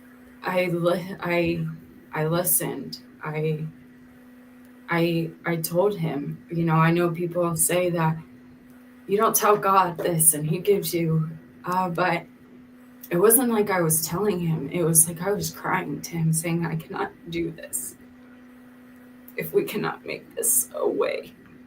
Because I knew most of those stories and how they turned out and how birth moms feel, and I just think as I fall and I feel everything, he's remained faithful. It's a very open adoption. I could probably see him. He lives about 45 minutes away from me. But as bright as it was, I still had to learn some things. I still had to figure out my place in this plane. I told his parents, I'm just a footnote in this. That I was just here to help them, give them something that they couldn't themselves. Right. Yeah. I gotta figure out what that means on my end. So they faithfully, I get updates and pictures and Oh, that's all the beautiful. time. But I haven't responded, not yet. And it's he'll be 4 in June, and but that's showing me God's faithfulness repeatedly, over and over. That the timing will be perfect. It will be just right. But in the meantime, he's showing me that they are keeping their promise. They are. I told them, I felt like I knew when I sat down and met them. I had gone through so much that I can understand her side. If, it may not have been anywhere near the grand scheme that she has gone through, and thinking that she would never be a mother. But there was a time where I understood. And that's when the realization of me being human and thinking those miscarries were going to prepare me for one thing, when they were really, really preparing me for her side, to understand where she's coming from. And you start to look back at all those little things once you find that faith and that peace, and he does, and you know what he's capable of. You start to look at those things and see, I can see why, maybe not everything, but a lot of things start making sense. Yeah. The day will come when that child will learn his story. Yeah. And he will love you with an incredible love for giving him the life that he's had. And he'll thank you. I know I sound so strange because I am a birth mom, but the biggest thing I hope for that when he does come back, that's what she asked me. She was like, how old do you want him to be when we tell him? And that's when I knew, like God's saying, because they cared so much about how I felt and where I was saying, no, it's no longer about me. I did my part. I did my job. This is about you and your bond and your family and what's growing for you now. She was all about me and being very caring. That's beautiful. Yeah. That's beautiful. So we gave her a picture frame and 4 ultrasounds and one showed what we were having a boy because she didn't get to be there for those. And she gave me a mustard seed necklace. And for everything that we had gone through, it wasn't even just about the necklace. It was about everything that her and I talked about, everything that God and I talked about. Like, it wasn't just a gift. It was the gift, the only gift that she could have probably ever chosen. And it represents so much. So how do your 2 boys feel about they know, and Ollie's 8 now. And I think that is kind of where I bounced. How will he understand? How much will he understand? When will he understand? I get a lot of riffraff because I don't go see him. I get a lot of riffraff because I didn't visit him in the hospital up there when I was there, not because it hurt, not because I didn't want to, but that bond is so important to me that I felt like I needed to ensure they had the best bond, that they, like when that boy comes back to me, I want him to know who his mom and dad are. I want him to just be so solid in that. And I feel like looking at what my kids understand about it, and then I feel like if I were to be in and out of his life now at such a young age, I think that's just going to complicate the bond that he needs to have with his parents. I look at my kids. My kids didn't need nobody but me when I brought them on, He doesn't need anybody but them right now. And I just have very much faith that when that time comes between the 4 of us, we're going to be okay in explaining this whole unique situation to him. And I think that he's going to be loved through it. I think that it's going to be a situation we don't see very often. You're right. For as unique as it is, I think I have so much faith in that. I can't explain it, but he has not let me. He hasn't let me down yet, and I just have so much hope that we will figure it out. And he will understand. I told her, I said, like I know my boys, like the back of my hand. You will know. I can't tell you when to tell him. I feel like that would be. I'm not going to be able to answer that, but she will know him, and they will know him, and they will know when he's ready and what he's not ready for.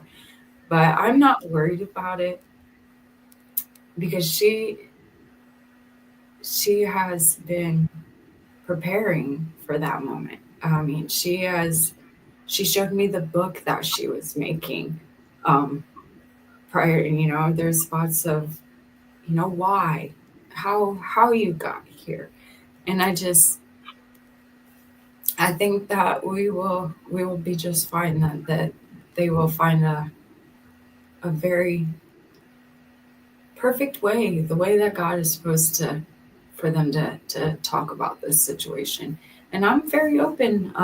Ollie and Camden know that they have a little brother. That I for Camden, mommy had a baby for somebody else, and that's your brother. Ollie, he understands enough ish. He thinks it's kind of like why, as like, oh, we have Still our not quite sure how it works. but they also have two stepbrother and stepsister that live, so it's a lot, and they have a different mom. So it just depends on what you can use to help them understand and when they can understand. But I believe that that's the best way it should go, is as he can understand, and I think that they're going to do it in such a beautiful way. I know I've been sitting and watching a lot of dynamics that go on in a situation like this, and that boy's still my mom. I'm a mom, or my baby, my boy, and I'm a mama bear. Those feelings, who don't mess with my babies. And Right. I also had to take some time to have those go away. Like, I can't have them on Facebook right now. I mean, maybe now maybe, but back then there was no way I could have them on Facebook. I wouldn't get no peace. They wouldn't get no peace. I wouldn't have understood boundaries. That I know it's hard for other birth moms to hear, but we have to have some boundaries. We have to take all of those feelings that we feel inside about the decision we make, and we need to keep it right here between here and God, because I think a lot of situations like that end up contributing to how they feel when they're older and how it goes on. So I feel like during this time, I've got to make sure that I can keep myself in check also. Right. The last thing you can do is interfere with that bond and break the family apart. Yes. You help facilitate. And when I know dynamics between adoptive parents, they can feel threatened by just the mere fact that I told her, please don't, the baby is yours. I would never, but I have to make sure that I can hold up to that too. And maybe one day we will be on Facebook.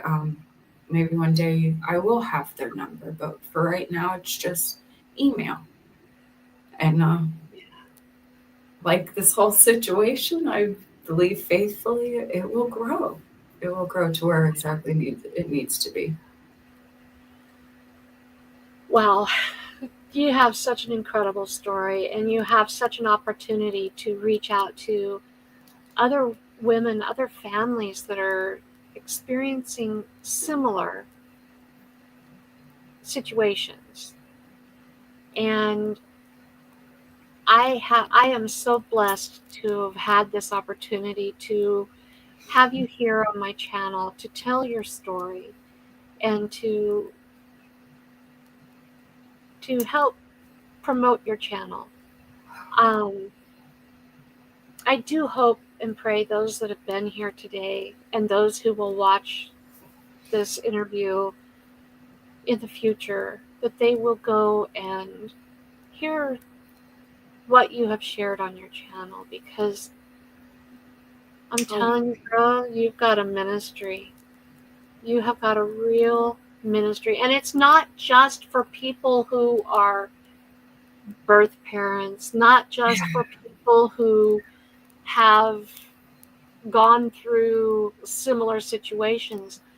I've never been there, but I've been a single parent. I've never gone through adoption. I've never been faced with the question of abortion. Thankfully, I've not gone through those. But I'm telling you, the words that you're sharing on your channel can build anybody up. It can help anybody who's struggling with their faith, who just needs a little extra encouragement. I tell everybody, it's not it's every bit of my story. For the people that need to hear that, because, a lot of people think that we should get rid of adoption. And I don't know where I would be. And it's not adoption itself, it's the system. And I don't know if it can be changed, but I just feel like I called the agency and said, listen, you have some parents through your agency that I need to see. And they were like, I don't even know if this is protocol. I was like, I don't care. It's got to be them. They're like, well, we usually bring a few profiles for you to. I said, that's fine, but you better make sure you bring them because it's them. I don't even want to meet anybody else because God has put it in my heart that it's just, and then they weren't strangers. And then they weren't, there's so many conversations that we can have. And so for those people that need to hear it, yes. But if not, it's not just my story.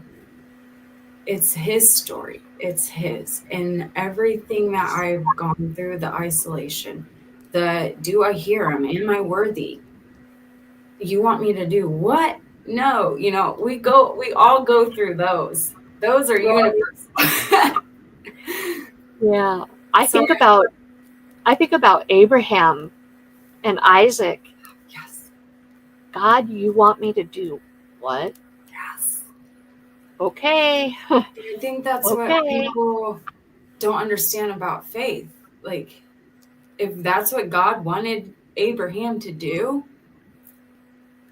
he was going to do it because but thank God, our God is not, you know what I mean? But that is faith. My faith took me to where, and this was my mistake, I should have went back to, I don't think I was ever supposed to go back and sign those papers.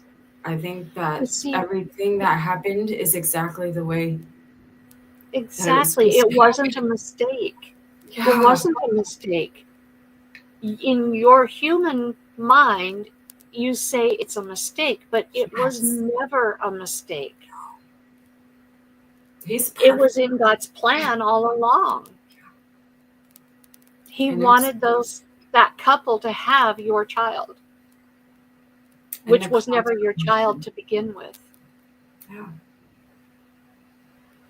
And it's heartbreak. I will always feel, but going through that, I said, please don't make me feel that way. Please don't make me feel this way for the rest of my life. Make it in a way that I can be able to live with this. And faithfully, that's all he gave me. That's all he promised I would feel out of this, is okay with it, in peace and closer to him. And I like when I say I fear God, and that's going to be my next video I talk about, I always get kind of like a side eye or like a, what are you talking about? Fearing God. It's not that I'm afraid of him. I love the topic of fearing God because it's a reverent awe. Yes. It's not that I grew up I'm not afraid of God. But I grew up with a fear in the household to try to get respect type of, I know that, and that is not, but when I told him no so much throughout that, I told him no for almost 7 months. There was a time he nudged me there, and then he didn't coddle me. He kind of let me feel the weight of my decisions. And I think that's what I went through during that time until I said, yes, Lord, I'm ready. You've shown me enough. Your way is going to be better. Well, we have been on for 2 hours. No, it's okay. When I get a good interview going, I just let it run. I do want to open it up, if you're comfortable, for anybody that might have questions. Oh, yeah. Yeah, I'm fine with that. Okay. We'll take questions for maybe about 15 minutes. If anybody has any questions for Ashley. Oh, good God. It's been about 2 hours, hasn't it? It has. There's a little counter up here in the window. I see. Yeah. I'll go back here and catch a few comments while we're waiting for questions. There was some good comments in here. I seen Kendra's. I was very nervous about it. I would confine and consume the goodness. I said, she's a wonderful person. I know God wants me to come up there and talk. It's just me, Kendra.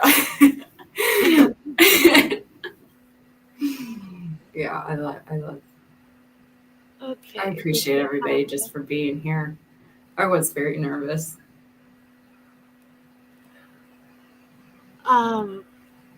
Okay, Tiffany, thank you for being here.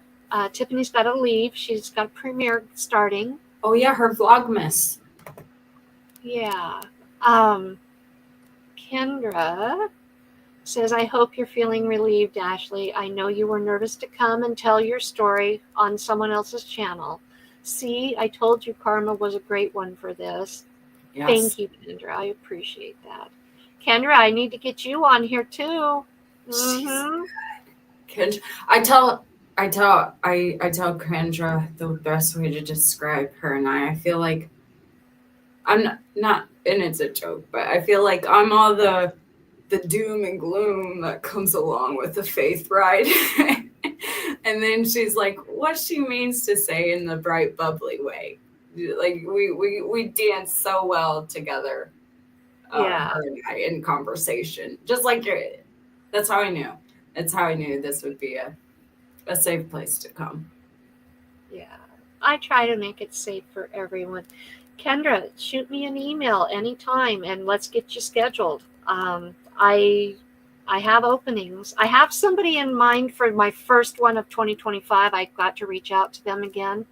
And let me tell you, when I get these people, hi, Alfonso, I'm so glad you're here. When I get these people on, you guys are going to be so blessed, so very blessed. Has anybody heard of the country music star Johnny Rowlett? Why is that ringing a bell? So you got to say a song that he sings. I don't have his CD in here with me. He was in Nashville for a long time, but he has left Nashville. He's still producing music, but he is in ministry with his wife. You had me sing that country music. I'll be there. I actually had an opportunity to meet with him, or to meet him personally. They came to our church, and they did a Saturday evening concert / ministry, and then they did our Sunday morning service with us. You can find that on my church's channel. Amazing people, and they've agreed to come on the channel after Christmas. So I'm hoping to schedule them for right out the first Monday after the new year. So that's going to be awesome. They have a few different channels that they do ministry. Oh, that's awesome. And they have some awesome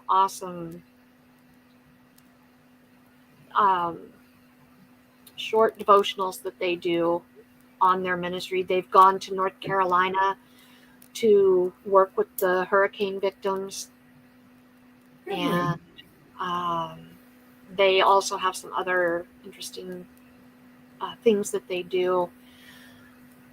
But that's who I'm hoping to get. That would be awesome. For my first 2025 interview. But I still got to work those details out. And maybe, just maybe, I can get him to sing for us.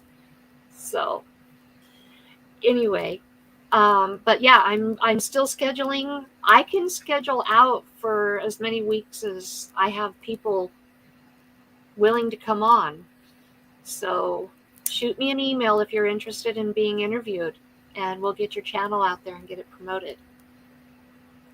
So I appreciate this. I just appreciate the conversation of oh, it all. I really do. I love talking to people.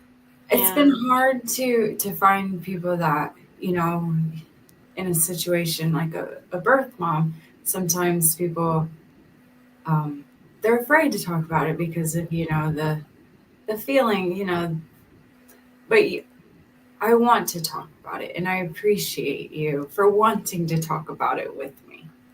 You do. yeah. I enjoy just chatting with people and being a part of their lives, and I like giving back, and that's what this is about, is giving back to others and helping to promote them. And when I see someone that's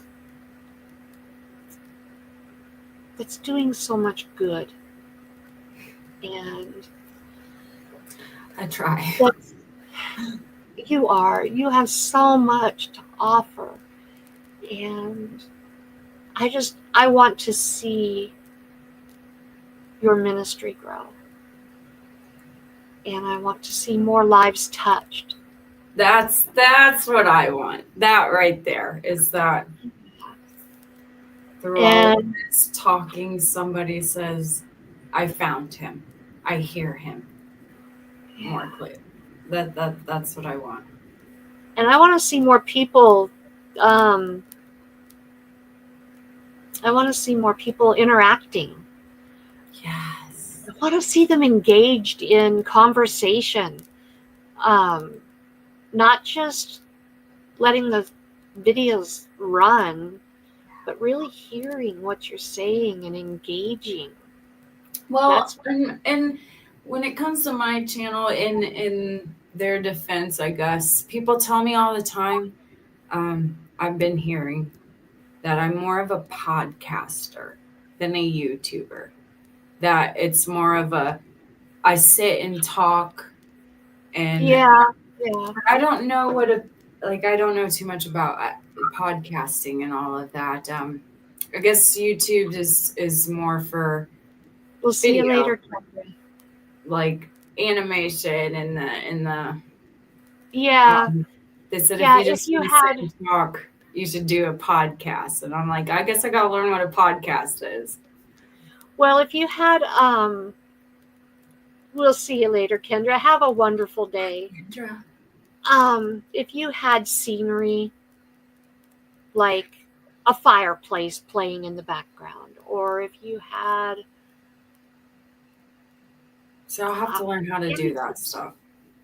Because I'm more like you said, my stories are short and they're not very long. I'm more of a just, you know, get up, get to the point. All right, see you guys later. I'm leaving now. yeah, you never know. It may evolve to something more, you know. It may, but yeah. Somebody told me I should probably check out podcasting. So I was like, maybe it'll be a new adventure. Yeah, and because I like to give you to sit and listen and let it soak in, because then I want you as who's listening to go to the Bible and let it speak for yourself. Like I want to give you just enough to say, oh my gosh, God helped her in such a hard time. Maybe he can help me too. And then they go and they start their journey. Yeah. Do you know who Andale Homestead is? No. Okay. She does a Tuesday. I think you might enjoy. And she is part of a podcast that's part of YouTube, because YouTube has podcasts, and she might be able to help you figure it out. I'll have to go look at her. Maybe I'll sit in and see what it's about. She does Round the Hay Bale. Maybe I do follow her, because that sounds so familiar. She's with 3 other YouTubers, and they sit around and they do Round the Hay Bale, and that's a podcast, and then they rebroadcast on another day where it's an actual YouTube video. But So on Tuesday mornings, it's all I know is it's at 9:00 my time, and she does Tuesday, and it's where you have an opportunity to choose your attitude. Ooh. And she does a real short little message, and then does just sit around and talk, and she'll might do a mail call or what have you. It usually runs 30 to 45 minutes, and it's a live. And she's so positive. She's in North Carolina. Okay, yeah. Been around them parts. So I will. And I did an interview with her when I first started doing these Meet Me Mondays. I'll go back. I think I would enjoy that. I really do. Yeah. I think I would. So anyway, I haven't seen any comments or questions come up. So That is all right. I do encourage everyone. That just means I get to phew. I would encourage everybody to look in the description for this live. Thank you, Rebecca, for putting that in there. Yes. I'm going to check it I would out. encourage you to go look in the description for the link to Ashley's channel. It is Shades of Grey, all one word, gray spelt with an E, not an A. And Oh, yeah, I figured since my story was so unique, I would kind of spell it a unique way, the not so common way. That's the only reason why. Yeah, that's fine, Rebecca. I appreciate you listing her in here anyway. But I would encourage you to go look her channel up and subscribe if it's ministering to you. Take a listen and really hear what she has to say. I still need to go back and finish listening to all of her videos. I've been slowly catching up with everything. Definitely listen to the 30-day challenge that she just recently finished. Oh, it's good. And you're going to be starting another one soon.